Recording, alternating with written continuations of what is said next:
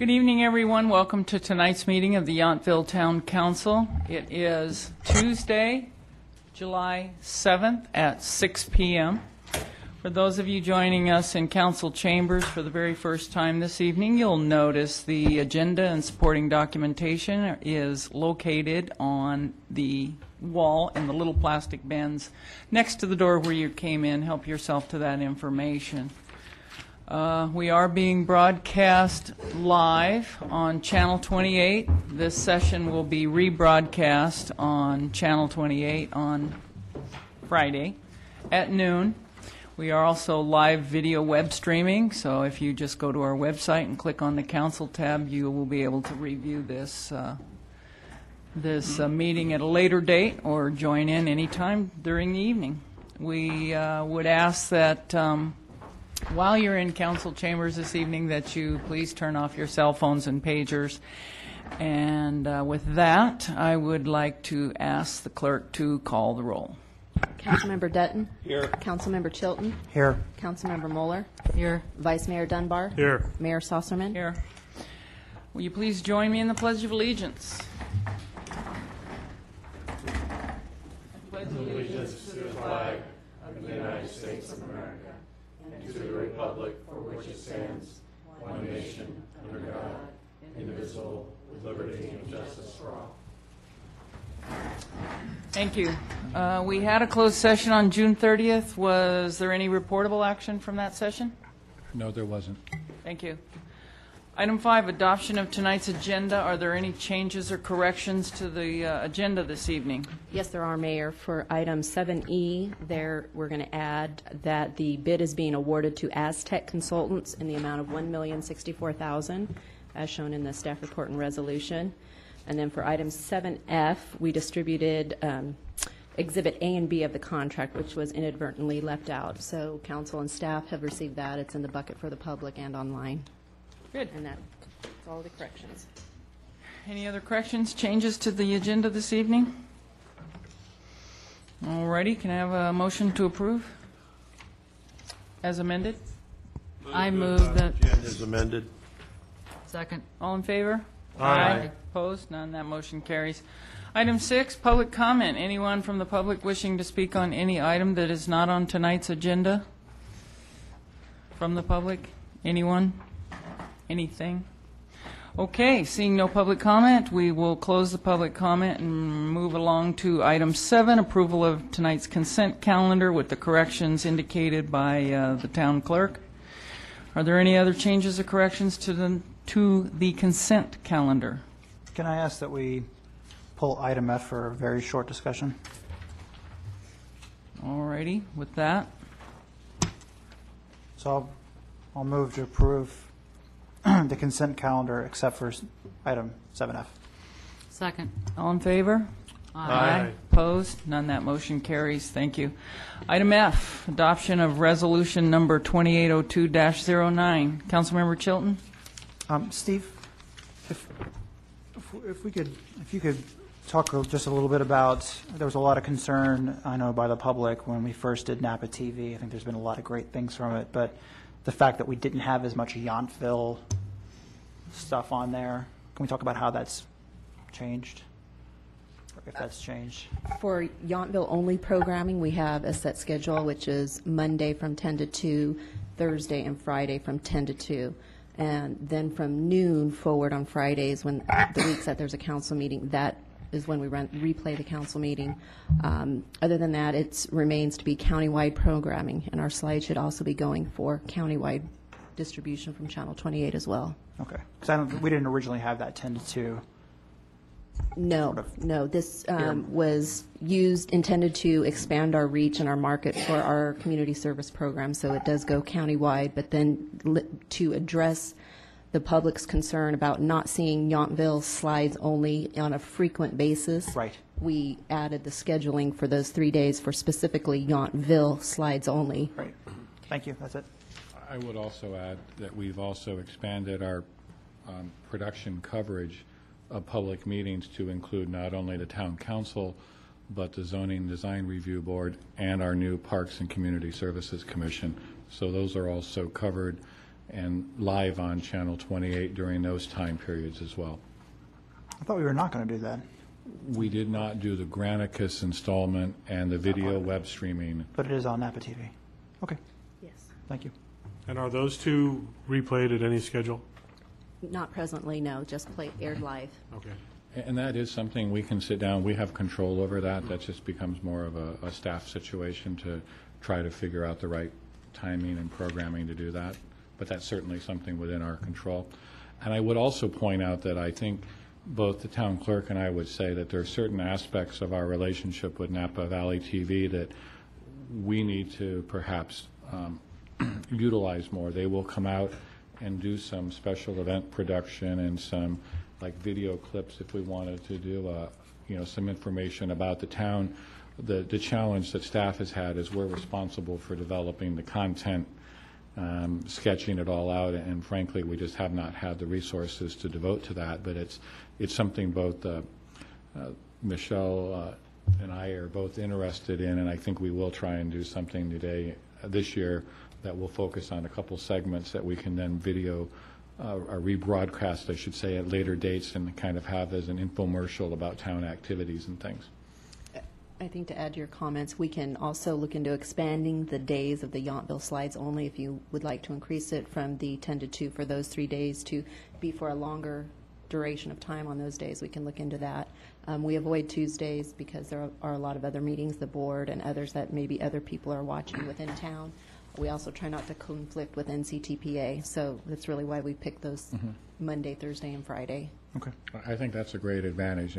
Now our residents can watch NCTPA, Board of Supervisors, and occasionally they can even see a Napa City Council when they run later than we do.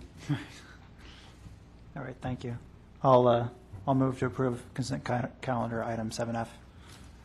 Second? All in favor? Aye. Opposed? None. That motion carries. Thank you. Item 8, presentations. We don't have any this evening. Item 9, introduction of the zoning and design tool bag for in-council workshop discussion at the July 21st Town Council meeting. Do we have a staff report? Thank you. This item dates back to the council goal-setting session when the general plan looked like it was going to be deferred for budgetary reasons, and normally a comprehensive look at the implementation ordinances contained in the zoning ordinance and the design ordinance would follow and flow from the general plan as a policy document. So at that meeting, it was decided to move ahead with some of the items that are recurring in the applications that come before the council. So contained in the staff report is a summary of 16 zoning and design review items that are proposed by staff. They're in no particular order of priority. They're simply numbered for reference. And it's a non-exclusive list in that others could be added. New ones seem to pop up all the time. But these are the ones that have been discussed over and over, and I'll briefly go through this list. And the purpose is to introduce these items and to receive direction from council on narrowing down a few of these to come back to you. And we expect to maybe move through this list in pieces and divide it up and try to get a priority order and come back to council with the top priority items.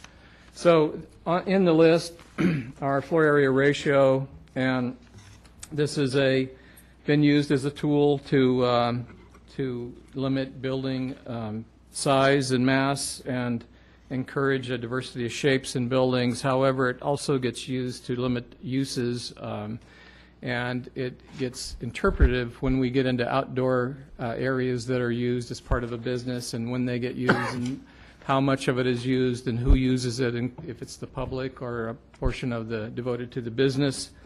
So floor area ratio is one of them. Now, there have been comments about and look at approximately 8 years ago, the commercial standard for FAR. Yountville has a fairly restrictive FAR for commercial, and at that time there was a proposal to increase FAR. There have been exceptions made to FAR, particularly for existing commercial uses by the council, and maybe as part of this review, we would be looking at whether the number we have now is appropriate, and we want to keep going with that, or look at a change to that. There has been also some comments from the residential, about the residential FAR, which is also restrictive, and we do offer an increase into the residential standard as an incentive in projects for increasing the amount of affordable units provided by that project. So that is a sliding number depending on that incentive. But the problem that's been presented to staff, and it's occasional and not constant, but it has to do with a family that's growing in town. We have not a real wide strata of housing prices in town that you can move around, and a very limited supply.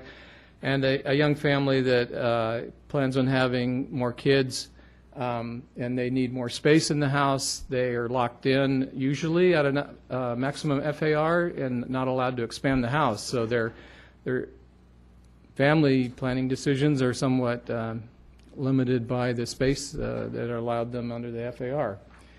So that's been another area, and that's just a product of the limitations we have now.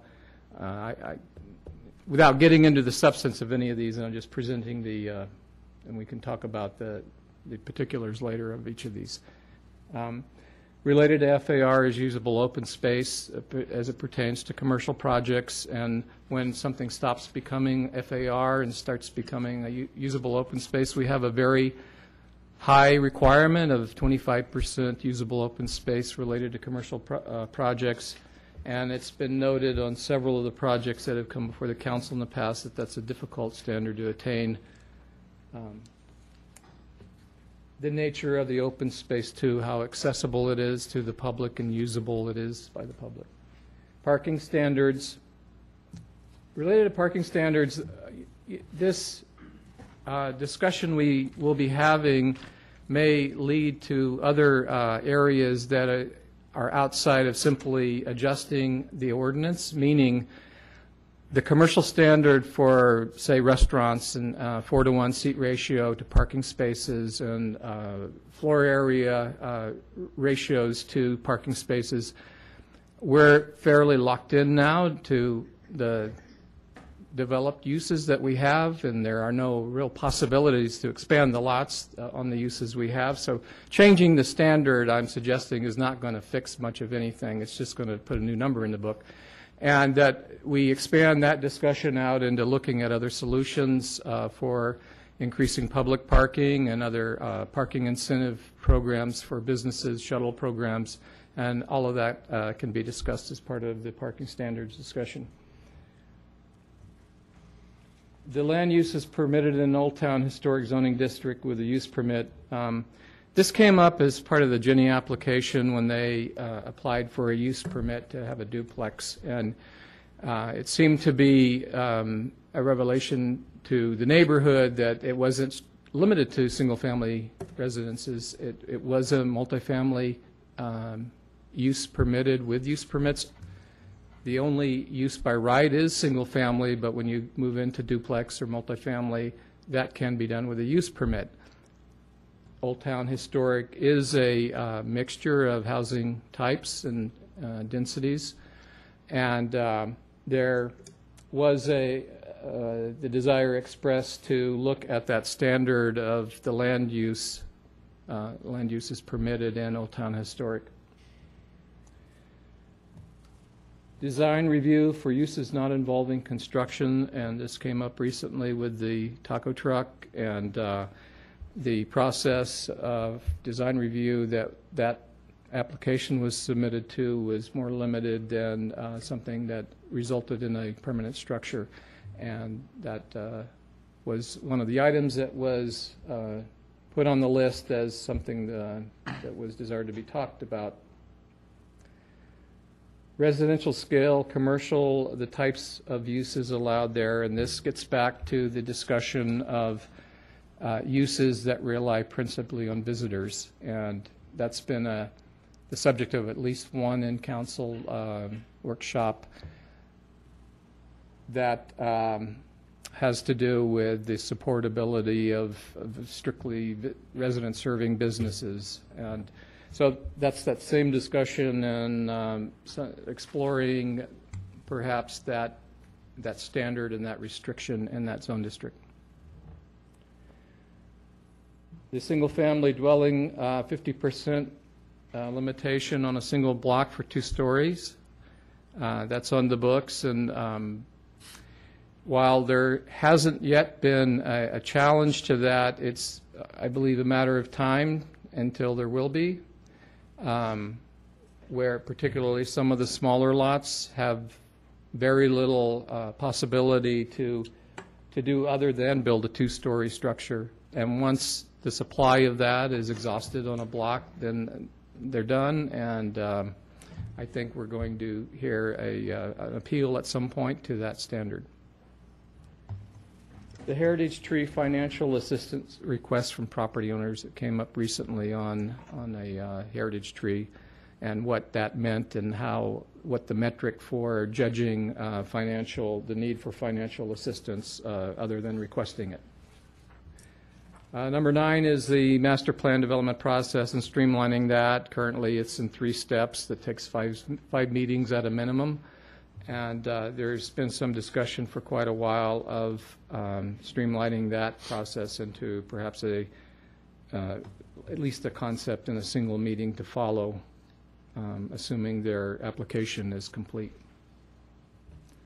Findings, number 10, streamlining and consolidating findings. There's currently findings that are required for use permits and design review, as well as variances and subdivisions. A lot of the findings that are required to be addressed are frankly confusing in some cases and vague in what their meaning is, and they're repetitive of the other findings that are required for use permits, and staff would be suggesting consolidating and clarifying some of those findings. Rear porches and how they are counted as FAR, and this came up in a heritage subdivision. The idea here is that a rear porch gets counted as FAR once it exceeds the porch exemption. However, a trellis or a patio cover that's detached and has essentially the same effect does not get counted. It's exempt from being counted as FAR. Minimum lot size. Right now, the minimum lot size is 4,000 square feet, and staff would like to discuss perhaps adjusting that to 5,000 or 6,000.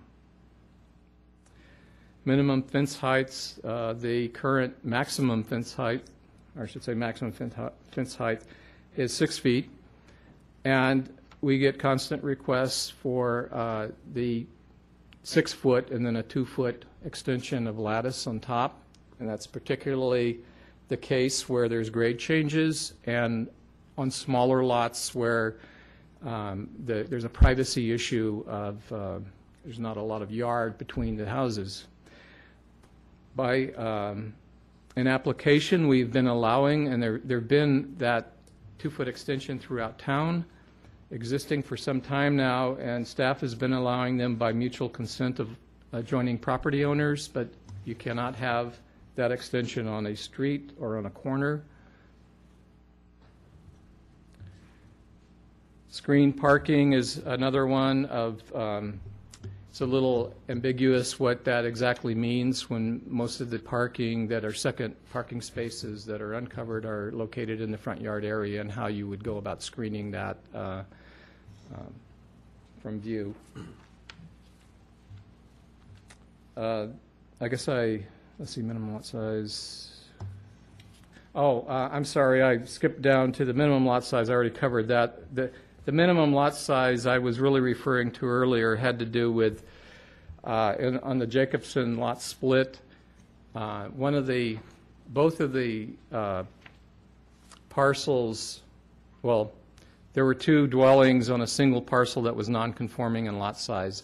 One of the parcels was going to be made, they were proposing a lot split where one of the parcels was made conforming to the, within the range of 4,000 to 8,000 square feet, and the remainder parcel still was over 8,000 square feet at 10,000. However, it was now closer to the 8,000 standard, but was technically non-conforming, even though it was closer to the standard. And the suggestion is to allow that as long as one of the lots is being made conforming and the remainder parcel is in closer conformity. Because we went through a gyration on that one of a variance that was a little awkward. Miscellaneous signs, we have these stand-mounted open signs that are allowed to some standard, and they are, it's easy for them to move away from what that concept is and get into something else. And also the menu signs, we have a fairly lengthy procedure in the sign ordinance addressing how those get approved, where they're a fairly standard feature of any restaurant, and we would suggest those be made administrative. So that's the list, and we would appreciate your discussion and direction on how you would like to proceed. On the miscellaneous signs, you might want to throw your thoughts also on some type of a formal process for the little A-frame signs that occasionally pop up, and this may be, and you may not. So, I mean, that would be something to provide staff with feedback. But if there was going to be consideration of some type of temporary A-frame signage, we would want to put a standard process together, an application, a review, a security deposit, et cetera, and actually permit it and regulate it in a way that could be helpful. So that would fall under that miscellaneous sign discussion as well. Does council have any questions for staff, or are there any topics that you feel are not listed here or we should consider? I have a comment. So the idea right now is for us to put these in several pieces, if you will, so that we can talk about them and decide how we're going to do that. We can do right? that. But Address an order of importance or whatever. But when we get to some of them are going to be meatier than others here. So when we get to the meatier ones, I'd like to also talk about how we're going to talk about those, how we're going to notice those to the public, how we're going to get public input. When we get to those, are we going to have more ad hoc meetings like you would in a general plan, or is this going to be council discussions? So I think that's going to play into how we put these in little buckets, if you will. You have a question? Councilmember Chilton? Bob, if I can ask you just a specific question. When you were explaining number 7, the single-family dwelling, you used the term, nobody's challenged it yet or appealed it yet. You're talking about somebody just saying that's unfair, or are you talking about somebody suing the town? You were vague in your terminology there. It's going into this, we informed them that there's this limitation that exists, and that we normally at that point don't know what the count is on the block, and it's kind of up to them to assess that. Eventually, we will do that count, but at some point, it's right now. I think what we are getting at is it equitable and fair to you just happen to be here first, so you're allowed a 2-story home as opposed to getting here later and the supply is used up. Okay. Thank you. Is there a maximum lot size in residential? 8,000. 8,000, that's what I thought. Okay. You have a question, Vice Mayor? Yes, a couple relatively minor. One item I think that could be added to the general discussion would be green building practices. I'm not sure how we would categorize that in here. We've talked about a green building ordinance and that type of thing. We will be on a separate track coming forward with that. Okay. ordinance. Yeah, if I would say, hopefully, we will apply lessons learned at a staff level and with the council, and if we make changes, those will be new. And the dialogue right now is staff is trying to work with council on identifying areas within our existing language that's not working as well as we think it should. So I'd like to, that one we will be able to work on separately, and you will be getting a briefing in the next couple meetings on some of the background on that and where that may potentially take us. Okay, thank you. Then the other item, maybe it works under 16 miscellaneous signs, is product display. And what are the rules for and against product display on front porches, just front of retail space, basically? And I think to extend your sign discussion, I know that there have been conversations about the length from the open door that these open signs are allowed to freestand, and that seems to be an ongoing issue. Those are my only kind of additions to this, and then you said we want to rank these Yeah. roughly? Any questions or comments, Bill? No. Okay. Yeah, I think we should probably group a few of these together, or maybe there might be one or two that's a little more complex to deal with and take a longer time to discuss. Just off the top of my head, I grouped item 1, 2, and 11 together because they all deal with FAR issues. But so do lot sizes and some of the other things, so that could be a pretty weighty discussion. Well, one of the thoughts I had was, I thought there was a few here that were easy to target, and maybe we could lump those together and kind of Yeah, just- low-hanging fruit, get them out of the way. Dispense with the easy ones. Just as a thought, like, once we get into it, it might not be easy, but things like the heritage tree, perhaps miscellaneous signs, and maximum fence height, things like that. We could talk about what we all thought was easy, but that's, I thought would be one thing. Put the easy ones together, get them out of the way, then there'll be less to, and maybe we have to do it in a little bit of a sequential process. Parking standards, I think we've had some good discussion, but I think we need continued discussion on that. So in terms of a priority, that's the top of my list. And I agree that there's some other important stuff that can be put together, like the findings. I mean, I think those are scattered all over the place in the design and ordinances. We, as a council, should be addressing the findings. The staff put some of those in, but we never really communicate on those. So I think we really have to kind of talk through that whole process a bit about what we're supposed to do and how we're supposed to do it.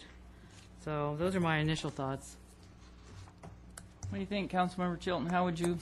Well, I agree with I think it's, I saw a couple different groupings here, one of which was what I consider to be, I think the FAR and the lot size, because both of those play off each other quite significantly. So that 1, 2, what was it, you said 11? Porches, and then we 12 and 15. I thought there was actually probably some, good tie-in to those. yeah, I don't view those as being enormously complex. I mean, I think they are, but I think we can either decide we don't want to do that or we like it. I saw the other ones, I saw some what I considered use issues, which was 4, 5, and let me see. 6. Yeah, 6 actually says uses there. Thank you.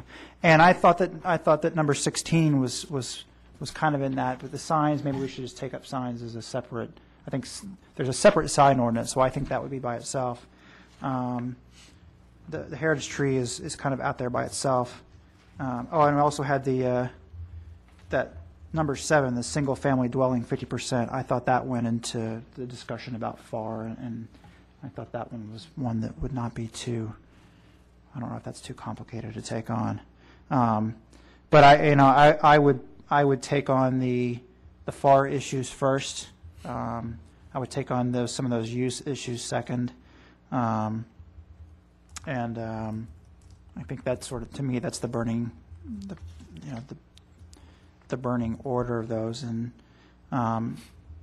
I would like to see, of course, ZDRB comment on how they view this and what their ideas are. I do think 9 and 10 are their own concept. I really have been very much in favor of the idea of what I would consider empowering ZDRB with more authority without necessarily sacrificing the council's authority. And I think that some of the streamlining, not only for applicants, residents, and businesses, would be useful. It would also be useful for ZDRB, and to put in what we've talked about, which is I really believe that there are some discussions that are had at the council level that don't really need to be had at the council level. And if there are council members who disagree with that, I think having that appeal process that either a applicant can appeal a decision by the ZDRB, or a council member may, even if it's just one council member says, you know what, I think the council should look at this. I have a feeling a lot of projects would probably, the council member might actually go to ZDRB and hear what goes on. And I think some of these things don't need to come to the council, but some are complex and they will. Mm-hmm. May I ask a question to follow up on that point? And maybe this is for staff. If that were the case, it seems to me that some of these ZDRB decisions are binding enough that applicants move forward. And I'm not sure Councilmember Chilton's process here, how that would work in reality if on a Tuesday night a decision is made and on Wednesday an applicant goes forward with that decision. When does the council have time to review that kind of thing? No, actually, that's a good clarification. I mean, what would require is typically, in many cases where there's an appeal process, there's also a timeline, there's notification. So typically what would happen, and there's actually usually 4 parties that can appeal. One is an involved party, either the applicant, neighbor, adjoining property owner, somebody that's participated in the process, staff, or the council. So you've got, opposition. And then there's normally, what would happen is we would rewrite some of the bylaws and structures for the ZDRB, and the appeal procedure and all the details would be laid out. So typically there'd be a situation where a notice of a decision was made, and you'd be told you have such and such date by which to file an appeal. And then if there was an appeal, the appeal would be held at the council. So the decision would not take effect until such time as that appeal timeline. And there's several different samples, but that's typically how you would rewrite that decision-making process. So I guess and I'm not by definition opposed to the idea, but my concern is the ability for any council member to review an item thoroughly enough to be able to base their position for an appeal on a decision. So if you're saying that we receive sometime days after a ZDRB meeting, these are the actions that board has taken, we still haven't necessarily gone through the entire staff report discussion and how they reached that conclusion. So we'd be looking at purely the result and trying to decide if that's something that we feel like we need to discuss. A couple things on that. One, typically you'd also provide some general guidance as to what projects, if there's certain things that the council wants to see automatically by virtue come to the council, you define that. So, there'd be some homework to do on what your structure would be, because I will tell you, if the council's position is you really want to see everything anyway, then we wouldn't want to go this route. So the council has to come to some better understanding of how that process potentially would work. Typically, under that type of a process, the council would be provided a copy of the package and, make a determination. And the council would have to look at the record. The record would become part of what's presented. And, so there's some nuances, and we could certainly get you some samples of what some other communities are doing with their their process and how that's articulated. Okay, I think it's less concerning the whole streamlining idea. It does seem like there are some cases where there's a duplication of effort on the applicant's part to come to a ZDRB, get feedback, make adjustments, then come to the council, get feedback, make adjustments, and do it all over again, at least one more rotation. So if we're talking about maybe ZDRB comments are acted upon in a more thorough manner, maybe go back to ZDRB a second time prior to the first council review, something like that, where you're trying to eliminate at least one or two of the steps. I think Well, it seems like to me that's a separate discussion, and I agree we should have it before we tackle something like 9 and 10. I mean, we have to work the process out before we can sort through the details. So, I mean, I think that might be something we might want to really add, at least discussing the concepts of. add to what? Add to our list here, even though it's not a detailed list that goes through zoning and design standards. It's an important action item to really decide what's going to be ministerial items for our staff versus what we want the ZDRB to do, because we've had a lot of just brief discussions, but Well, I'm think it warrants referencing a- item 9 specifically. well, that's what I'm saying is we need a discussion on what staff can do now. Do we want to change any of that for ministerial items versus do we want to change the ZDRB versus what comes to us? Before we have that global discussion, we can't really drill down to the details of 9 and 10. Because once we know who's going to be doing what, then we can start having more detailed discussions on 9 and 10. So that's all I'm suggesting is that's something that we've just talked briefly in snippets about, and, you know, Steve's given us some ideas, but I think we need to formalize that discussion. That can be a very meatier conversation because some of that would be transitioning to what would be considered a more typical planning commission role and clarifying, you know, where you want certain things. And, you know, even when you allow a ministerial action by staff, usually there's a strong policy guidance and or a set of guidelines that staff interprets. And in most cases, there's even an appeal process to you then if that party does not like the result that staff has done. And as you know, our ZDRB approves some very minor things, and obviously their process would change because the staff presentation, I wouldn't say the staff presentations and the reports would change considerably, but the approach, that they would have to make findings and actually have to vote and not just pass comments on, and their findings would have the same quasi-judicial standing, only now the public, the applicant would have the opportunity to appeal that. And again, and Amy can go into more detail, but then their appeal has to be based on the material presented and their participation generally in the hearing process. So, I mean, that if that's something that's on the council's interest level, I do think you need to have some meatier discussions on what that might look like, and we might have to bring you some different samples and kind of see and explore where that area is. It's on the list for that reason because several of you have talked about it at various different stages. You know, and we've even talked about a concept review and how do we take it back, when does it come? You know, maybe if the ZDRB has a lot of comments, it should come back to the ZDRB before it even comes to you again. You know, there's some cleanup that we could do in the interim if that's something of interest as well. Can I? Sure.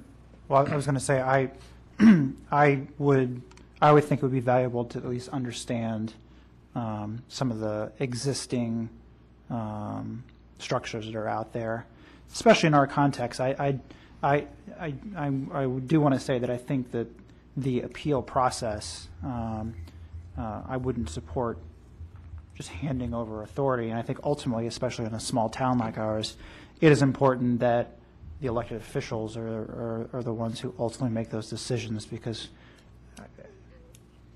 you know, with all due respect to members of the ZDRB, we can't necessarily say they reflect the opinion of the town. They're who we've appointed, and we value their opinion. At the same time, we today have given them a lot of authority Take, for example, the sign ordinance. Many of the sign changes, unless it's wrapped up in something else, goes to the ZDRB. They do make that decision. That could be appealed, but I've never seen it been appealed. And I think it's valuable that the town council doesn't have to sit there and look at every single sign and nitpick signs. And I can think of some projects that I think that really didn't need to come to the council, and that view may not be shared. I want to ask the question, though, because when we talk about appeal, one of the projects that I personally thought didn't need to come to the council was when Bob Hurley did what I consider very minor changes to the exterior of his restaurant, expanded the patio a little bit, put on an awning. I don't know if that belief is shared. It may not be shared, but to me those were minor. ZDRB had absolutely no objections at all. The council in the end didn't really either. And I don't want to necessarily say that a council member has to review that documentation and say, no, I think the ZDRB made the wrong decision, but could make the statement of there's some things in here that I think are important. It's right in the center of town, et cetera, and I would like for this to be reviewed by the council. And that, I mean, it does leave it open to one person saying, hey, I want to review it, but I still believe that in general they won't, and that one person still has to defend why it's important, which I think can be valuable.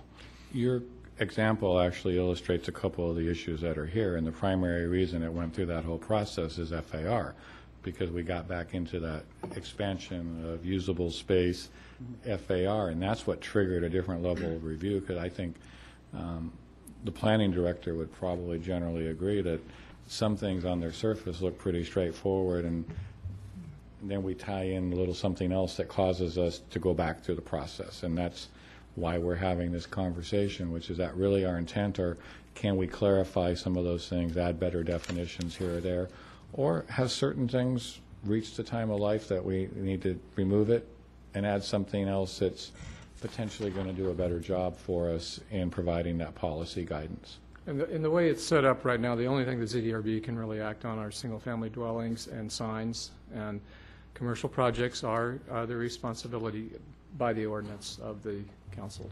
Yeah, and I think we're talking about a master development plan process here. This is not something as simple as adding a trellis or changing a sign or framing up windows or something. This is a master development plan. It involves larger, complex projects that and I'm looking at it and I'm thinking, okay, a total of 5 meetings, and if everything went swimmingly, we're talking about from beginning to concept to end, a final master development plan approval, 5 months.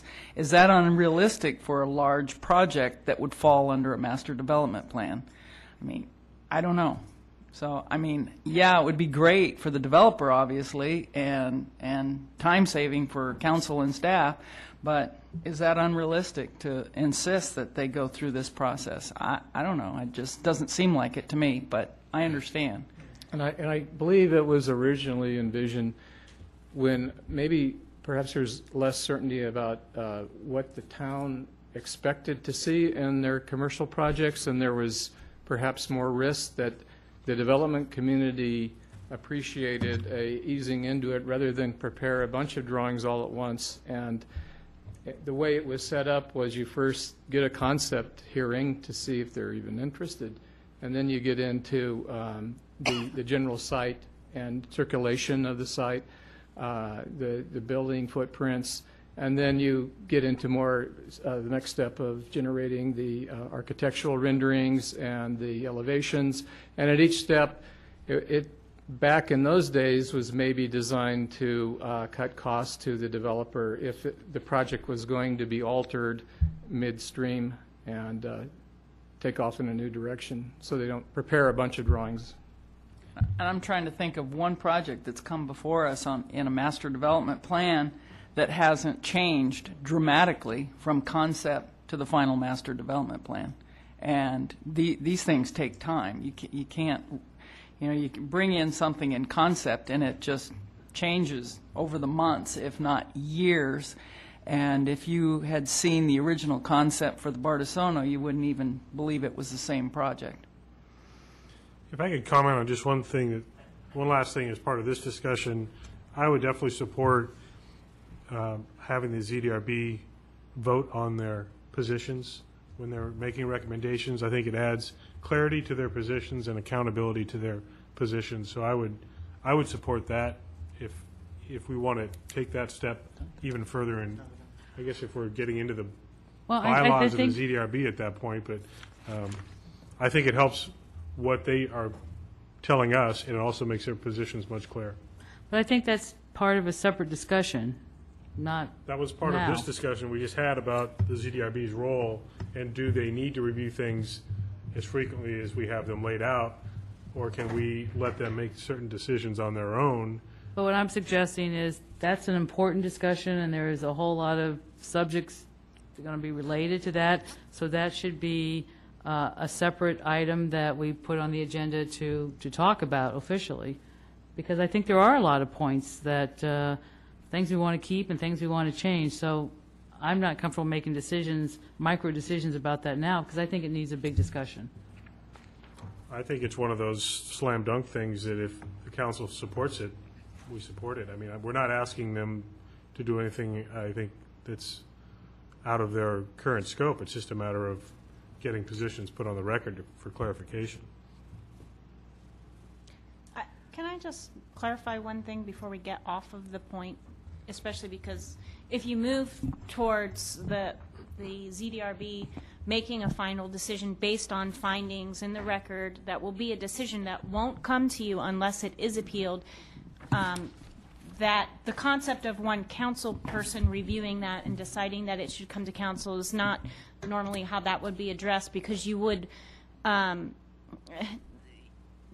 individual council member could appeal it as a member of the public and pay, generally you're paying a fee to file the appeal, and there is in the appeal notice to the applicant of the basis of the appeal, although generally you would be reviewing it on appeal as if you're hearing the application for the first time. I mean, you will be addressing the issue that the appellant brings up, but you're also entitled to look at the entire application at that point as the ultimate adjudicatory body.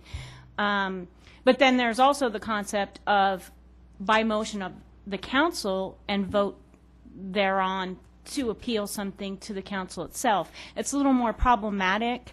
And there have been legal challenges to that kind of structure because in some cases the applicants don't, there's just a motion and a vote to appeal it and it comes back to that body, but there's no discussion on the basis of the appeal. So we would just have to be careful about how you structure that. But generally, it's not going to, you're not going to have a single council person in the position to say, well, if we've delegated that authority to the ZDRB, once they've made that decision, we're going to have this individual council member say, oh, well, no, actually, we want to bring that up to us to discuss it. You're not, that kind of situation isn't going to be able to happen. Well, my point So- wasn't limiting to issues that they would have ultimate authority on. It was to add additional clarity to the recommendations that are coming to the council. That was Yeah, my position. if their position is still to only make recommendations, but the ultimate decision stays with the council, then however you want to handle that is fine. But if there's some authority delegated to them and that would be final authority that the applicant could rely on unless it's appealed, then that's a different situation. So my only, I'll just go back to what I said. I think it would be useful just to have some basic understanding, information like that. Here's some structures. And maybe decide, what I certainly don't want to do is create more bureaucracy or fees for neighbors to appeal, et cetera. But I think it would be useful to know, to have that discussion. How that would work. Just to jump in, I do agree with the vice mayor. I think we should wrap in the voting thing. I think that's something that is fairly simple, and changing the structure of ZDRB is much more complex. So I'd rather do that first than never do it. So you're talking about having them vote on making their recommendation as opposed to having their vote be something that is a final decision on a particular standard. Yeah, I mean, at least a first, I would call it a first step of, I've seen applications come forward and one ZDRB member says X, and nobody else comments on that, and the applicant or staff is like, well, we don't know if that was really the balance of what ZDRB thought. Correct. The current structure is Non-binding. ZDRB members provide comments, but there's no actual vote from the ZDRB as to whether to recommend the project go forward or not. So that would be the, Or with conditions.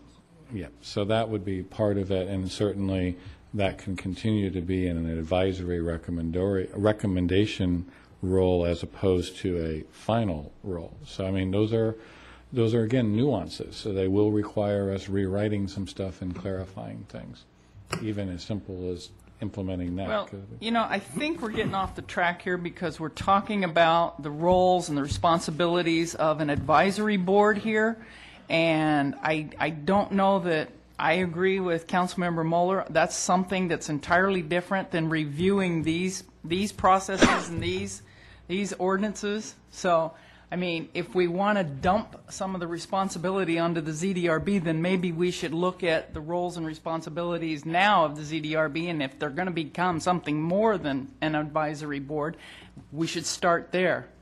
Well, I'm sorry if I could And we're talking about streamlining the master development plan process.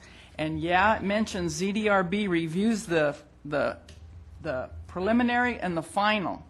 I don't see that as a burdensome process, but If I could just clarify my position for you, because I'm not sure that it's being heard clearly, because it has as much to do with number 10 as number 9, and I wouldn't focus too much on the master development process. I think we're talking more about the consolidation and clarification of what information is that we're receiving.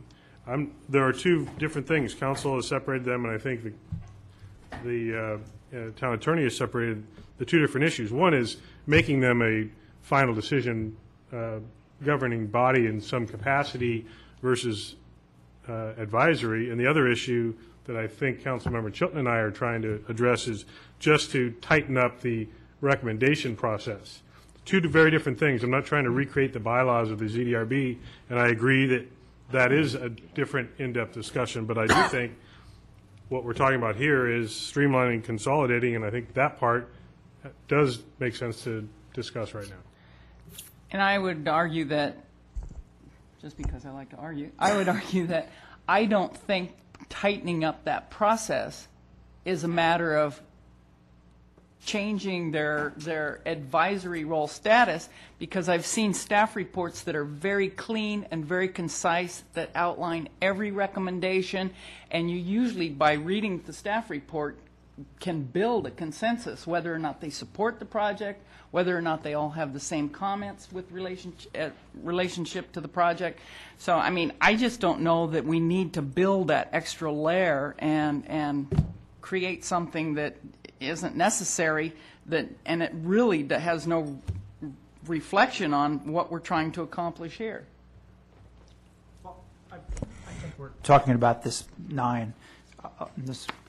I'll make it more complicated. I'll propose a miscellaneous item, which is whether ZDRB, forget about the streamlining of the process, because you're right, nothing to do with that. Just a separate item about whether, as an advisory board, it makes sense to have that vote, which I think is what the vice mayor is saying.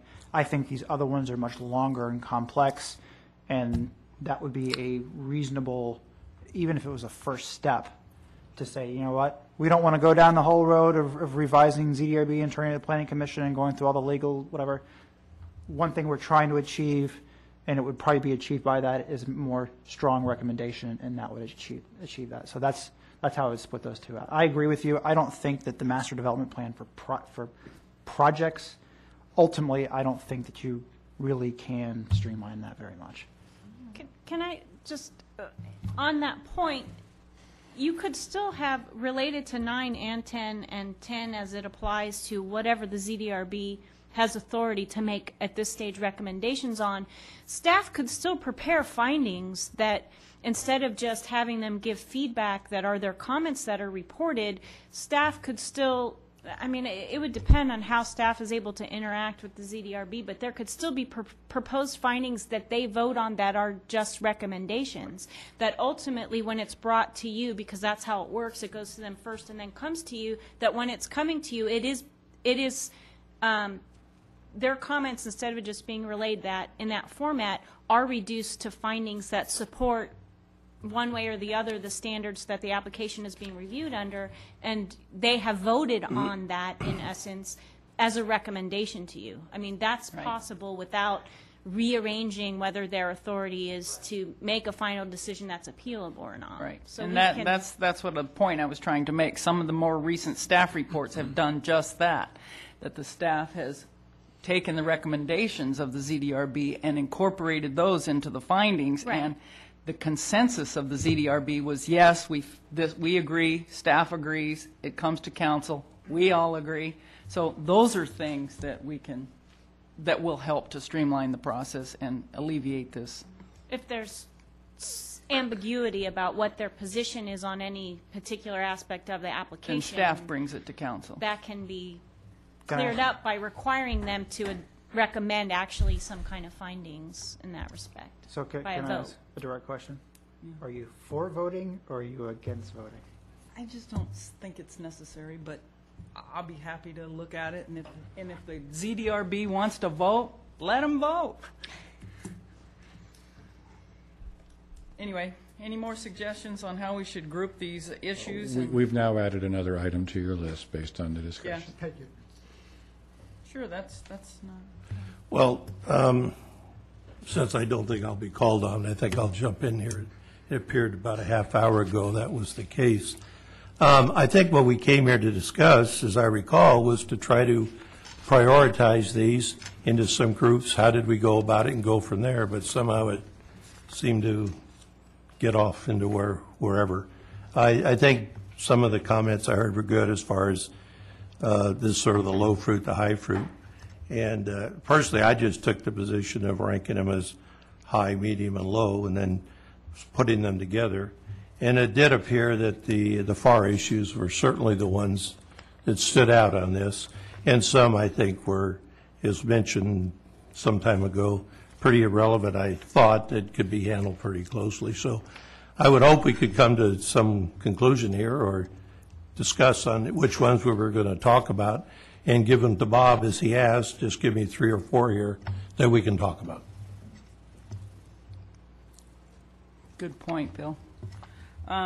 So, should we address the FAR issues first and on the 21st? Is that something that will, I haven't spoken to the specific priorities either because we were involved in discussion, but I was looking at items 4 and 6 actually as being fairly high priorities because I feel like those are most likely the types of issues we're going to be dealing with as we deal with build-out and infill projects.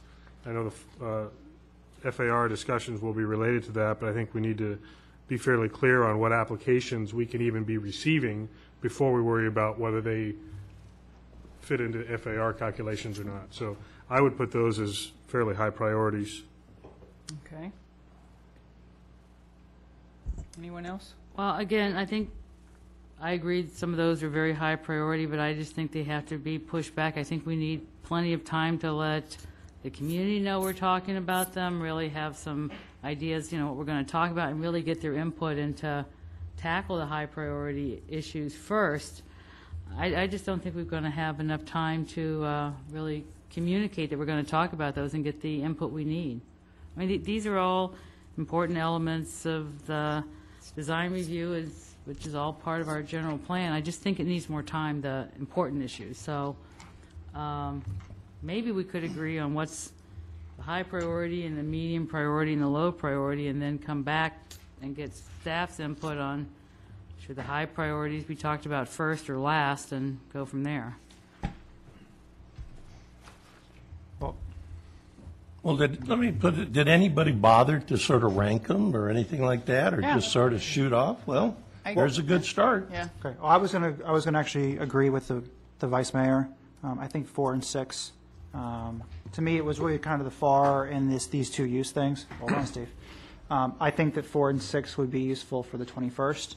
I think when we specifically agendize an item that's not 16, 17, 18 points long, but to say the council is going to have discussion about 4 and 6, I think it should go to ZDRB first, just for their comments, and then come to council, and then we can do that. And then I would say second is these FAR issues. we cannot address all of these in even close to one meeting. But I think getting people on board, the fact that, I have a feeling that folks in Old Town Historic District, when they see it on a ZDRB agenda, and considering the passion, I think that it's going to get out there. And that's what these public meetings are for. A couple of comments. One, to help us help you, I'm going to suggest that we go through these and have each of you give us a high, low, medium, and then we'll have a synthesis, and then we can take a quick look at what that Okay. looks like, and then we can go back and kind of do the groupings.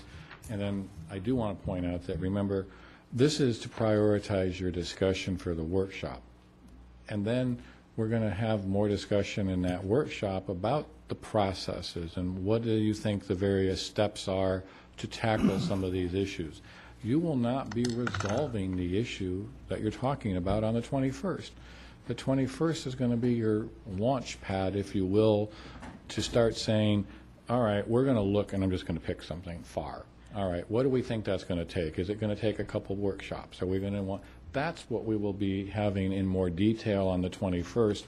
Staff's intent here was recognizing that the laundry list of items that you've all tossed out over time really is quite large and not something that's necessarily going to be achievable in a 3-hour conversation. Of course.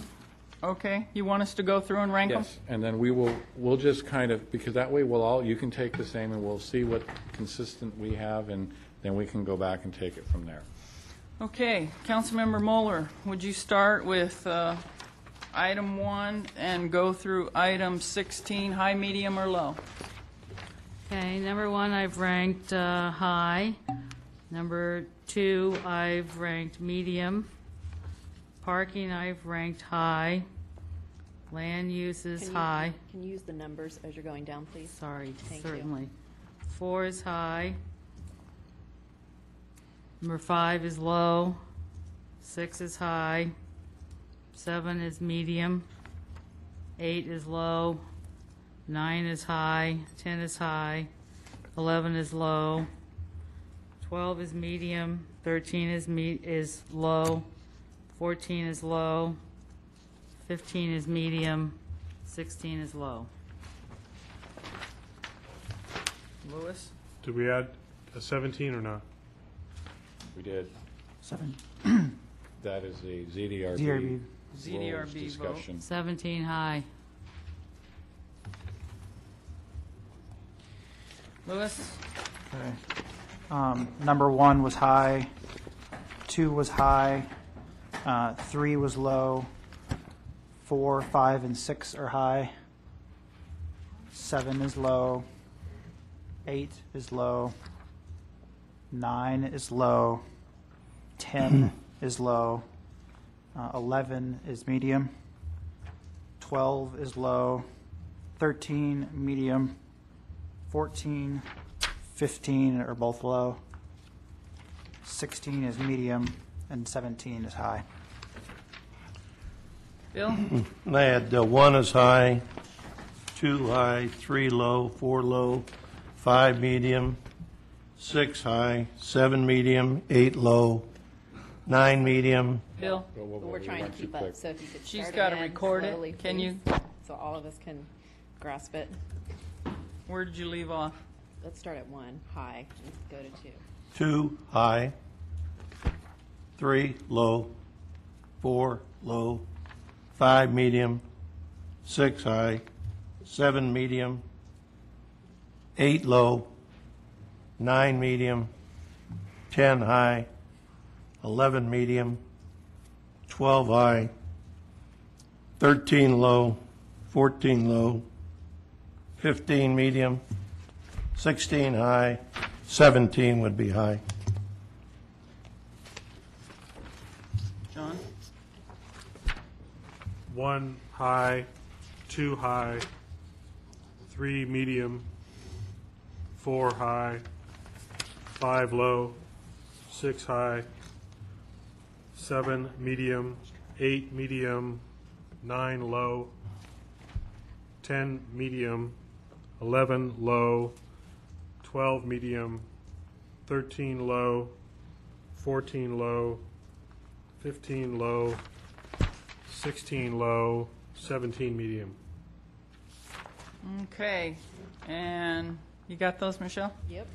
I ranked number 1 high, number 2 high, number 3 medium, number 4 high, number 5 medium, number 6 high, number 7 medium, number 8 low, number 9 medium, number 10 medium, number 11 low, number 12 medium, number 13 low, 14 low, 15 medium, 16 high, and 17 medium.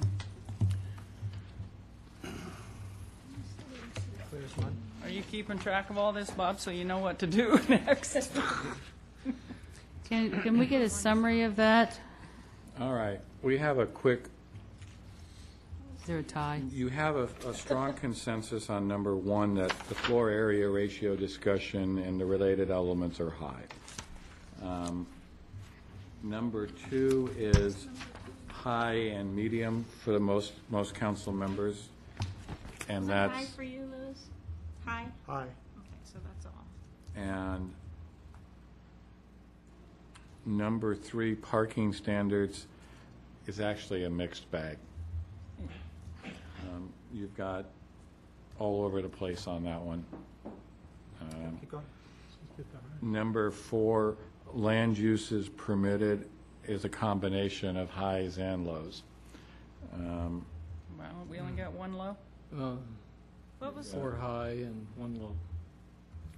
yeah, I might be wrong on John's over here, so. Mayor, can Consensus. if I could interrupt and make a suggestion, can we have staff calculate this and bring forward what their findings are, rather than us having them add numbers up at this moment? I think we can trust that they can summarize and prioritize as we've given them direction. We'd be happy to do that. And Good. then we will start with those items on the majority high priority. And again, I do want to really encourage not only the council but the public that's watching that this is really going to be about framing those issues and starting it and trying to discuss what the discussion, if you will, might need to be, and what are some of the themes, what are some of the issues, and then we'll talk about what some of the next steps in those various topics. And then it may very well be on some of the other low priority, low hanging fruit that staff may bring you some packages to take a look at to clarify those while we're spending more time on some of these others. We'll take a look at that in the intervening month or so after the feedback. But we will move forward with your workshop, and we will send you an outline of the consensus reports for everybody. Excellent. Is there anyone from the public that would like to comment on this discussion this evening?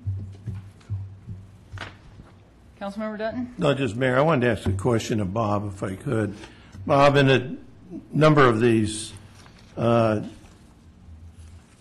that you mentioned, and throughout, a lot of times you mentioned vague, not clear, these type of things, and obviously a frustration to yourself, I'm sure it is the applicant, to us also. Aren't these something that we could clear up pretty darn fast? I mean, I think, it's obvious. You can't say it, but you say this is sort of expleted. But, here's the way it should be. Fine, do it. Let's not let it sit there and languor forever. Obviously it was done wrong in the first place if it's causing that many problems. And certainly it should be something, a real quick fix that, boom, that's the end of it, and move on to the next one. I don't know why we have to mess around with it. We'll take a look at some of those and see. And I wouldn't want to say necessarily that some of these things are wrong. It's just that the community has grown, the community has changed, and some of the approaches over 30 years, things are different. And the environment, the parking standards are a great example. Just one to support her. Can I make one comment? Yes. Well, I think along those lines, too, when you look at these down the road, I think, to your point, Steve, of how we're going to evolve, and I think on some of these questions as far as with the staff and what have you, maybe you could take some precautions right now to do some things that would make it a lot easier down the road on the staff, and I think primarily to streamlining a lot of duplication, these type of things, just, we probably should never be there in the first place, and, Well, and to support what Councilmember Dutton's saying, I think some of these, what we may have ranked low, we may say, you know what, we think it's fine. And I'm just hypothesizing, but I'm looking at like the maximum fence heights. If we read what's in there, I don't have any problem what's going on in there, but you have told us that staff is using a practice, which would be useful if we would actually codify that. So I think it would be useful not only to have what we've sort of identified, I think, some of the hot button issues, but you may have a couple of things to say, could you just say, yes, we like this? And I think that's what Bill's saying. I think you're right, and that one comes to mind, because it's obviously the two people have worked it out, so what's the problem? Right. Yeah. I've never once heard about a height thing coming to us or something. Obviously, the neighbors work it out. Right, and that's Okay. part of this process is accepting some of the practices that we've already been pursuing and allowing. My comments on a number of them were just, okay, what's wrong with this? This is fine. So, yeah, and recommendations from staff would be We can put much some appreciated. samples and some drafts in front of you that Okay, since there's no public comment on this, and we've pretty much staff has sufficient direction, we will look for your recommendations at the next meeting. Item 10, Community Center Project. Consider adoption of resolution extending agreements with something or other. Do we have a staff report? Yes, Mayor and Council, this item is before you because the original agreement with Pound Management Company was for a 14-month duration, and the way the contract was structured, due to circumstances not of Pound Management's fault, the timing needs to be adjusted, and we have been working with Pound Management to negotiate a fixed fee for the duration of the project, and they had originally proposed a higher fee, and they've agreed to work with us on a $75,000 fee. And basically what I want to point out, if you recall, we went to bid in May, and we anticipated a June construction start, and in the middle of some of the bond financing structures, we did not have the financing secured until late July, and were not able to issue the notice to proceed. So during that time, the contract was running. There was a lot of work that Pound Management staff did on the review of the plan, working with the architects and the plan check. But conversely, the original intent of the 14-month contract with Pound was to coincide with the anticipated 14-month contract duration for the contractor to construct. And where we're at now is that the project is on track to conclude in October with extending into the punch list and finish up into November and December. And the extension here is to provide the authorization to go forward with that. Be happy to answer any questions you might have.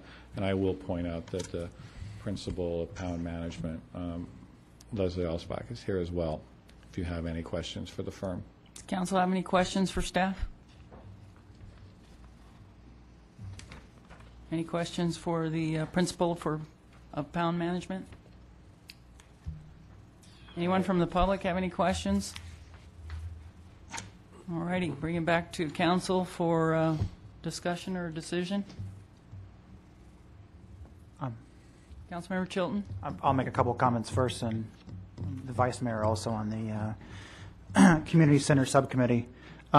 We certainly discussed this in depth in the subcommittee meeting, and both of us raised questions about,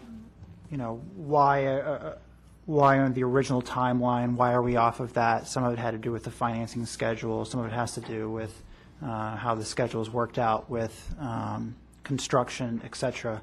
I was always really, I really thought that an important component of this project was having professional outside construction management working for the town as a really good investment. And, it reminds me of when I take my car into the shop and something's rattling and, the guy tells me, oh, your belts are loose and your timing belt's about to break and you need to redo your transmission and that's going to be $6,000.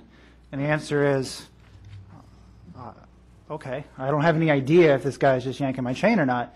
And I think we've seen this process happen, and I've expressed my appreciation to Pound before, and we'll do so again. Having them there to know when somebody is asking for something or has requested something or somebody's made a mistake, not just to take it and say, you know what, the town's going to incur those costs. These guys have been tremendously valuable to this project, and is the reason that this project continues to track under budget and will continue to track under budget even with this use of our contingency. So I generally don't like use of lots of consultants, but this is an example of, I think, something that's provided a lot of value to the town in this project and has been instrumental in making sure that we achieve an on-budget project, which is absolutely necessary at this point. So that's my comments and why I support this. Good comments. Thank you.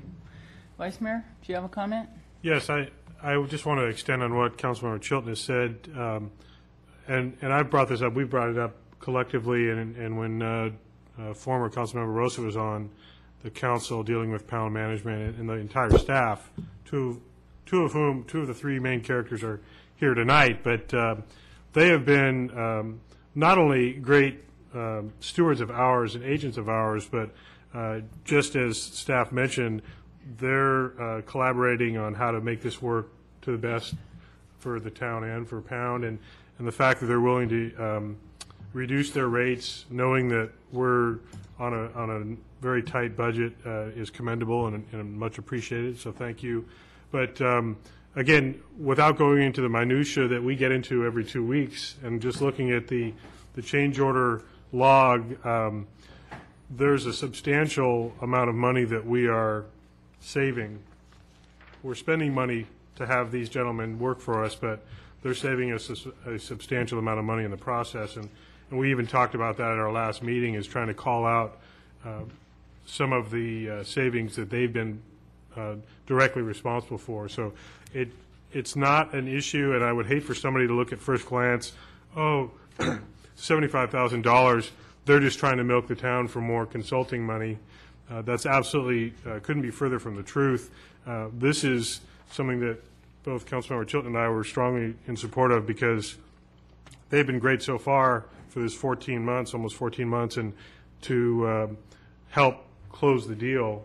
It's as critical now as it is at any other time, and just following up with all the contractors and subcontractors, it's a very monumental task. So the other thing that I thought might be a little bit misleading, talking about their services going into December, we're not talking about the project construction going into December, but there's a lag time with billing, paperwork, review, sign off, all of that administerial type of work that is still going to be ongoing. So I personally, as a member of the subcommittee, can strongly support us continuing to engage their services. Anyone else? Well, being on the outside, I've only, really had the comments from council members Chilton, Vice Mayor Dunbar, and you heard them today, and obviously I would have to second that.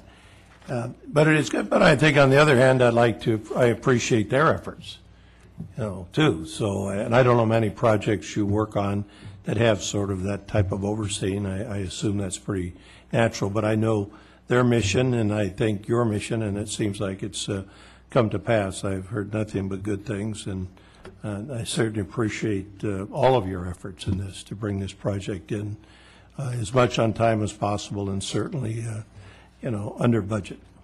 I appreciate it. Thank you. And I would just echo those comments. I'm very well aware of Pound Management's reputation for project management, and I'm comfortable with approving this extension on their contract. Can I have a motion? I'll move for adoption of. I'm sorry. Didn't I? Did I open public comment? You did. Yes, have I it down did. as you did, and none. Do you want to? Okay. I think you might have stepped out of the room or something.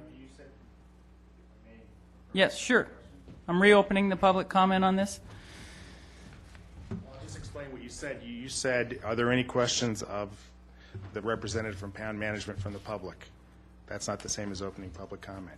Okay. But Do you have a question? I will assume that public comment is closed. Do you have a question? Okay, I'll close the public comment on this matter. Can I have a motion, please? I'll again move for adoption of resolution number 2803-09, approving an increase in fee authorization for professional service agreements with Pound Management, Inc. to provide project and construction management services for the Yountville Town Center project not to exceed $75,000. I'll second. All in favor? Aye. Opposed? None. That motion carries. Thank you. Item 11, staff informational reports update. Briefly, this is the every other council meeting report on the status of the project. And at this point in time, I'm sure as many of you are, it's very exciting to watch the project because we are seeing some very noticeable activity, the siding, the roofing material you may have noticed. But briefly, we're at the point where significant unanticipated work on the community hall, the old 1922 community hall buildings concluded, and we've basically had to re-side, re-window, and put basically a new roof on, and that was some of the concerns going in, and that work is being finalized, and the process is moving forward. So you're really seeing that the parking lot's taking shape. When you peek through the fences now, you can see that. We were anticipating that the PSO would be ready to hand over this week, and they're a little bit behind on that. They are coordinating with Napa County IT so that they're working on some of that moving forward. You're really going to see the roofing material go to work on both buildings and starting to finish the plaza area, and then we will proceed in the next several weeks with completion of the Mulberry frontage. So you'll see the Mulberry frontage finished, landscaped, and then they will move in various phases with the landscaping and tearing up along Washington. And we're really working with them to be very focused so that they come in on Washington in a short duration time so that the disruption is minimized. But we do have to take all that out and tie it together. So that is what you will be seeing. We've continued to evolve the reporting a little bit, and without going into great detail, we've added a little more analysis so that you can track the change order, you can see the potential change orders, and you can see the all-inclusive of the incurred, the potential, and you can see that we are still approximately $150,000 under budget. The other thing that we'll begin transitioning in the next several months will be closing out certain accounts, and there are some areas of our budget that potentially we are under-expended in, and the committee will be working with us on that. So that's some good news. Probably another aspect that is kind of exciting for the staff a little bit is we are in the very limited furniture selection involvement. There's about $95,000 of owner-provided furniture and finishing items, and we're in the process of selecting and working on that. And again, that's within the budget. That's not an add-on or anything, but so I'm very excited about where we're going. The interesting thing today, about 3 o'clock, I opened the mail, and in the mail was the form that I have to report to the state on the progress of our project, because we've received the grant that they frozen the funding for. So I had a theoretical idea of just sending them back a frozen report, but anyway, we're doing that. And you saw in one of your earlier items today, we have resolved the county agreement with the funding. So I think we're all looking forward to the next 3-4 months as the project moves to completion and move in late October, early November. Good. Any questions for staff? Well, if I can make 2 follow-up comments, one of which is, and I meant to call that out, so I appreciate you making that comment. I think that Steve Rogers, our town manager, particularly deserves a lot of credit for resolving in a very positive manner the issue with the county around the $250,000 that had been agreed to many years ago. That process had, I wouldn't say it was done in an ideal way in the past with a new library director and with current economic times. It would have been easy for somebody to say, I've never heard of that. I think the county also deserves a lot of credit for continuing a positive relationship with the town and not saying, ha, we got you, this is not on paper. So I think both our town manager and the county of Napa deserve a lot of credit for that. Second is, you made a comment, I just thought it was worth clarifying, about the construction company being, quote unquote, behind schedule or their schedule on the PSO. Under our contract, Swank doesn't have really any legal obligation to allow us or the sheriff to occupy that space, any legal obligation for us to get access to the parking lot, any parts of that project until really the project is over. And that's something that Powell Management and Steve have been working on is it reasonable and is that something that Swank is willing to do, and they're working collaboratively. So that's a positive outcome of that, as we essentially we're likely to have that early, no matter how that shakes down on exactly when, versus what the contractual obligations of the contractor are. So I think that's a positive. Yeah, I had a couple comments, Mayor. One is, I guess, an observation here when you look, and it was just commented on about the condition of the community hall and what had to be done. And I think a lot of times it gets forgotten again because a number of people bring up to me, gee, the costs and this and that, and then when you explain to them, well, this is more than just a community center. There's some other things involved.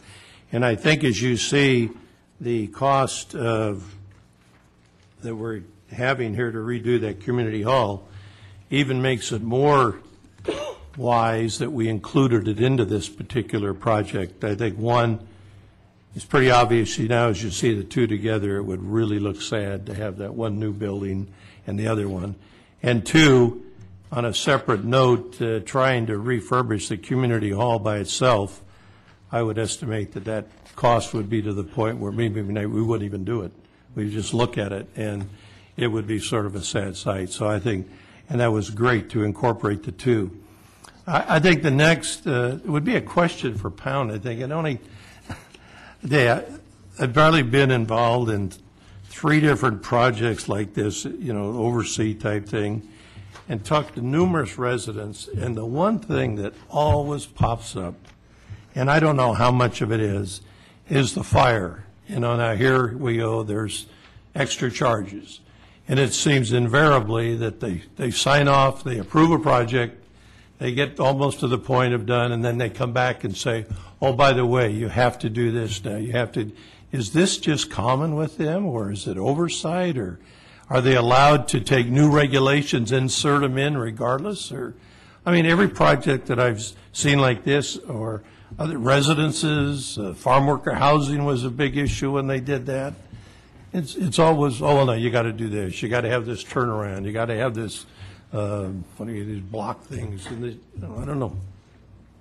If I may.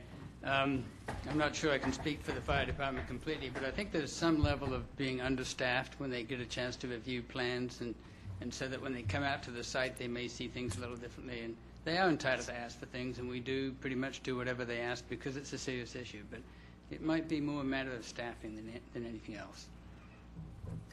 They're short of staff? For the fire department. And I'm going to weigh in slightly different with an observation. The town of Yountville chooses to contract and utilize CAL FIRE as our fire inspection services. And I think we need to sit down and have an understanding as to what the level of service and commitment and follow through the town needs, because your comments are not lost on me, and we've had several projects. And I will point out that, CAL FIRE charges fairly significant inspection and review fees, and while I think it's reasonable to expect that occasionally in a plan check review process, something may be overlooked, but we do need to have a better understanding, because not only is the town paying good application material and fees, but other private property owners, and they are doing this on our behalf, and the town actually does have the authority to have fire inspection, the fire inspection and fire plan check, not fire service response delivery, but the actual physical. There are other options for the town, and I'm not suggesting that, but it's just something we do need to. It would appear to me that we're going to spend a little more time in discussion with the fire marshal and the fire chief on making sure that we're getting the appropriate service level we need. I have a staff question. On the July 1st change order analysis in the middle box, this is the potential change order analysis. Can you fill me in? I can understand the consultant budget modification. We just approved that. Where are these other numbers coming from, and how reliable are they? Are we going to exceed this amount? I mean, 150 is good, but are we going to bump up against something? I'm going to give you a little bit of an overview, and then I'm going to ask the two council members that are overseeing. I think the numbers are pretty good, because what's behind those numbers, actually, Councilmember Moeller, is a whole lot of detail, and we actually track each. These are categories, and they may be comprised of 5 or 6 change orders rolled into a number, and there actually is an itemized detail. And if anything, I think some of these potential will come down, because this is initially at where the contractor says that they would like to, this is what they're putting a request in, and often through part of Pound Management's analysis, they'll come back and say, no, you didn't actually use all that material, you didn't have that much labor, the value of this change order is actually X and not Y, and we'll recommend approval at that. Or in some cases, and you'll notice earlier, there's an account also where we've rejected a number of change orders because they've gone back, reviewed the contract terms, and said, no, you're responsible for that. That's not a legitimate change order.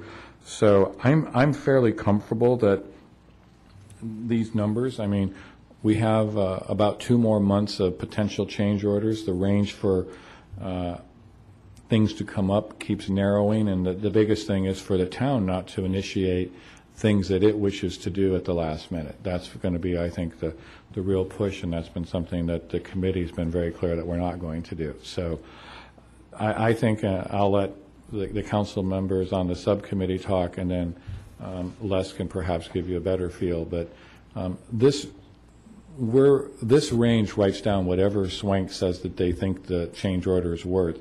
So every time we negotiate back, that number we actually pay is lower. So, but there could be something. I'm not going to sit here and tell you that there's 2 months of active construction and something doesn't pop up that we have to resolve. But I'm optimistic that the project is going to come in under budget. I'll follow up with that if I may, Mayor. First, and I want to address Councilmember Dutton's comment about the community hall changes second. But first, Councilmember Chilton was really kind of the instigator of getting this future change order analysis on this report that the council sees.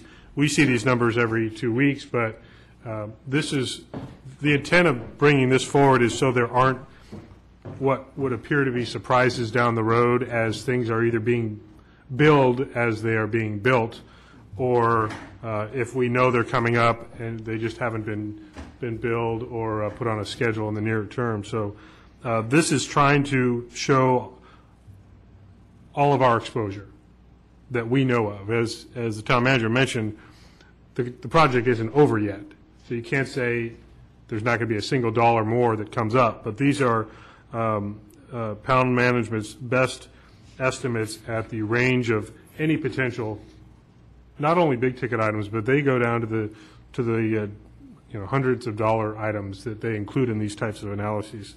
So the other thing I want to point out about this is that this does not include, as the town manager mentioned earlier, we're looking at some budget reductions in maybe the tens of thousands of dollars, and that's not represented here because we're trying to be conservative with that. even though certain line items have been basically crossed out and didn't happen, we've actually removed some elements of the project. We just haven't wanted to remove those from the budget. And then the only other thing I wanted to get back to Councilmember Dutton on the community hall changes, and I agree with his comments, but specifically because we get even more itemized reporting than the line items that you see on the staff report, but things like the siding and rot repairs for the community hall, we found that the roof was not even level and in some cases was failing. Things like that, putting in more energy efficient windows for cost savings down the road, those are things that have been put off for years and years by this and other councils before us. And I agree that it totally made sense that we not only did it at the same time for financial and scheduling reasons, but then it does make sense to have a totally unified project in the end. Councilmember Chilton? I'm going to say I think your concern is valid, Councilmember Mueller, and that I appreciate the Vice Mayor's comments. One of the reasons we definitely wanted to present this information in this format, Grady, you might be able to correct me if I'm wrong because I'm working off memory.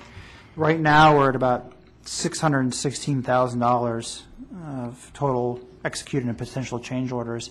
I would estimate that 3 months ago we were above $500,000, and almost everything that's transpired since then has been paying your salary, pretty much.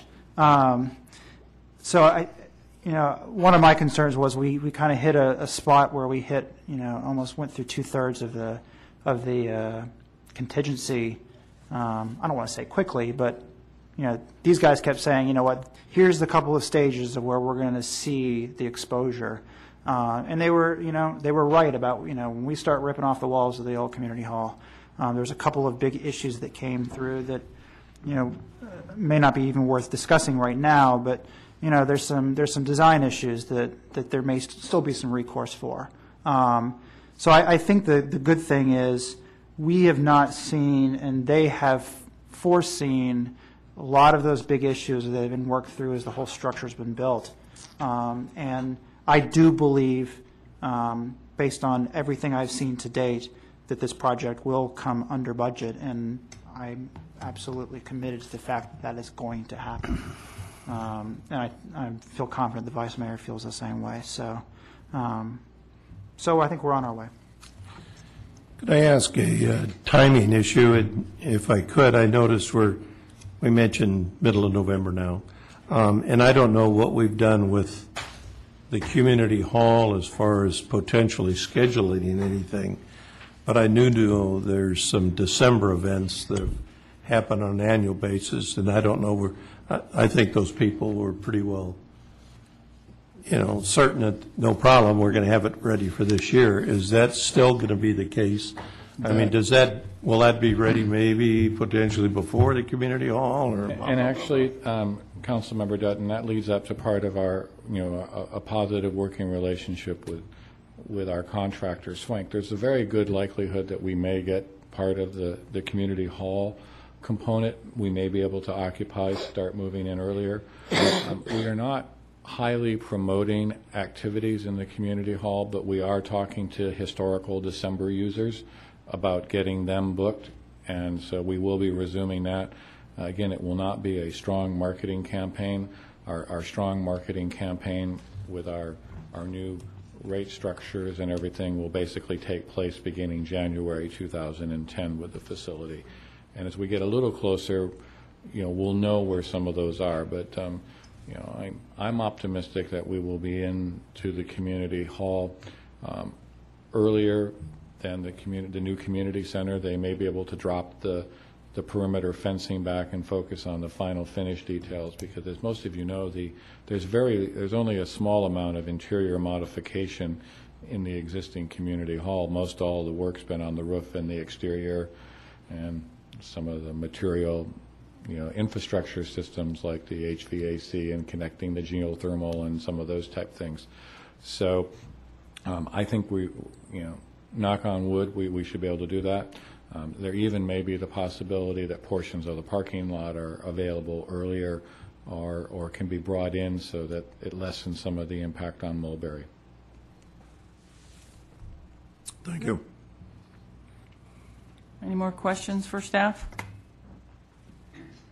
Madam Sir. Mayor, I just, members of the council, I'd like to just express our gratitude for extending our contract and keeping us on the job here. We're very appreciative of being on this project. It's an exciting project, and it's nice to work with the subcommittee and with the town manager and the staff.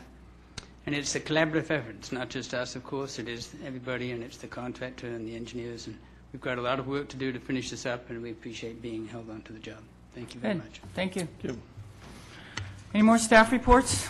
Mayor, if I could just add, we are currently recruiting for the Parks and Community Services Commission, one position that will close on July 14th. And we are also recruiting for a Yountville representative on the countywide Measure A Financial Oversight Committee, which is the flood control project. That is open until filled. We've extended it several times and haven't received any applications. So if anyone's listening and would be interested, you can either call Town Hall or look on our website for both applications and the notice of vacancy. Okay, good. Have we received any applications for the community services? No new ones at this point. Okay. Any more staff reports?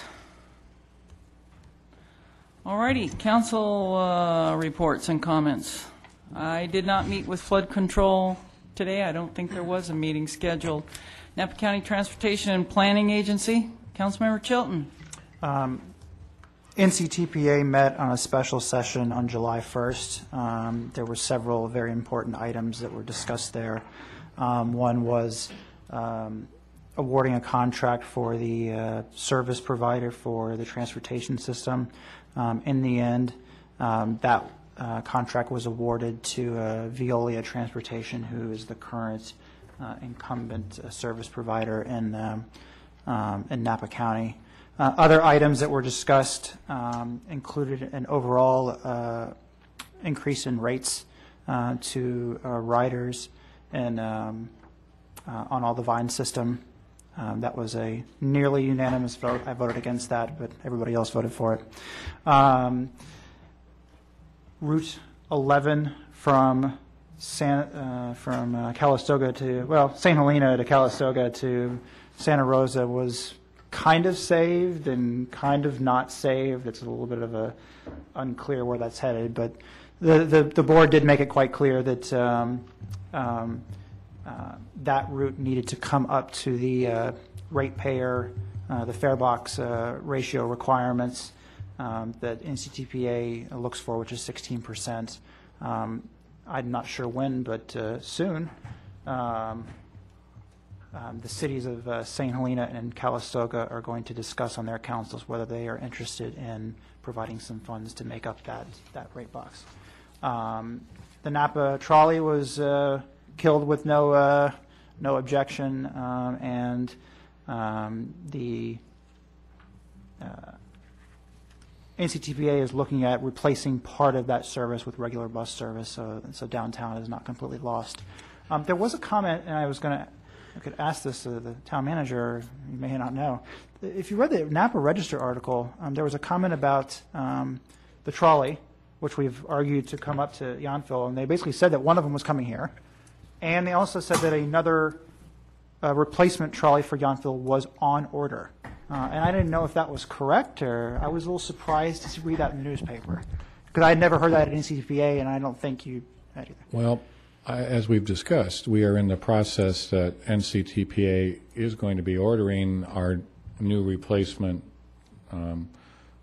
shuttle bus. I'm not aware that one was picked out either. I do know that will occur. They will order that sometime this year, and it should arrive perhaps as early as late this year or early next. And yes, we have made a formal request, and my understanding is the Napa shuttle is in the paint shop so that it will be wearing a new banner on the Yountville shuttle, and the trolley will be coming up here in mid-July. Great. It may be worth a call to NCTPA to verify the veracity of whether one's actually been ordered yet or not. I was surprised to read that. And that's it. For Valley Waste Management? I I did report on that at the last meeting, but just to reiterate, there'll be a slight increase in both commercial and residential waste rates effective July 1st for residents. I think it's 43 or 47 cents a month. So. Good. WIC? We haven't had a meeting since I reported on that last week. The next meeting will be on the 23rd. All right. Any other reports, comments, Vice Mayor? One, I'd like to repeat just a very brief report since I gave the report at our special budget session meeting, is that the Oak Tree Subcommittee is meeting again tomorrow. We did, there was a portion of the subcommittee that went and spoke with the Board of Directors of the Hopper Creek Homeowners Association. At that Board of Directors meeting, the association board did vote unanimously to support our removal of the tree. So with that new information and discussion with some of the residents there, we'll be meeting again tomorrow and hope to have a recommendation to give the entire council from that committee at our next July meeting. Good. Anything else?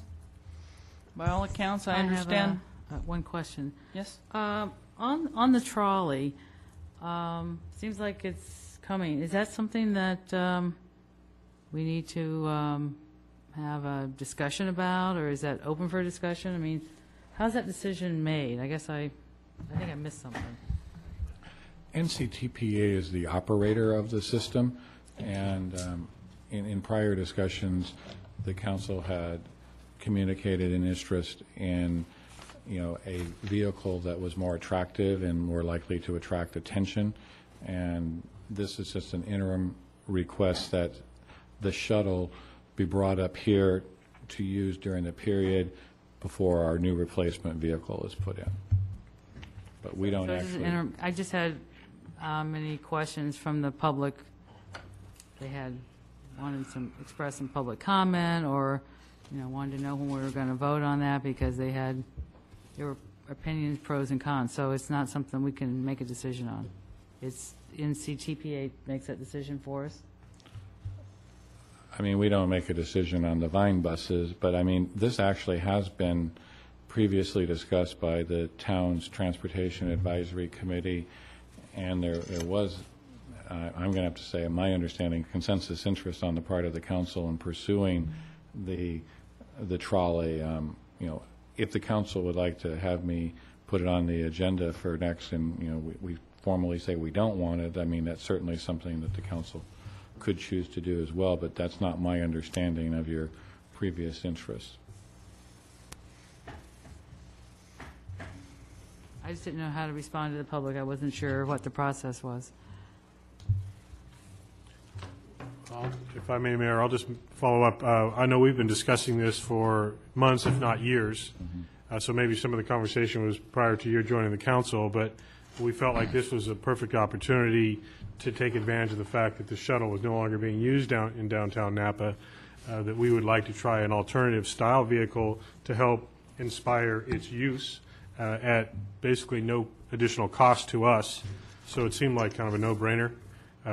And as town manager pointed out, if it works out in the long term, then we have that discussion about what we do long term, but it's really meant to be at least an intermediate fix. And I do want to clarify, we are not purchasing the vehicle. It is paid for through NCTPA and their operation agreement with the operators. So I think there, I could certainly see some people questioning the expenditure for the shuttle, but they need to understand that we actually utilize an allocation of Metropolitan Transportation Commission funding that pays for the lion's share of operating the shuttle service, and that includes the bus operation component.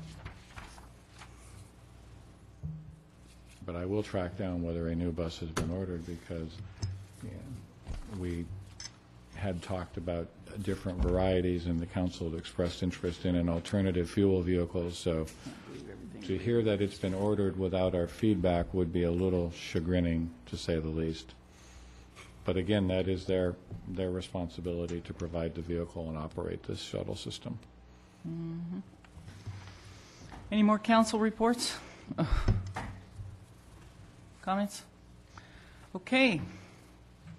Future agenda items, approval of housing element. We heard back from the state on that? Yes, we have. They've Excellent. provided comments, and the housing consultants responding to the comments. Good. Climate Protection Campaign, review greenhouse gas inventory and set reduction target. Approval of town's 5-year capital improvement program for next fiscal year through 2014, and establish special event permit application fees. All very exciting. And recommendations from staff on our workshop. Okay. With that, we will move into closed session. Item 14,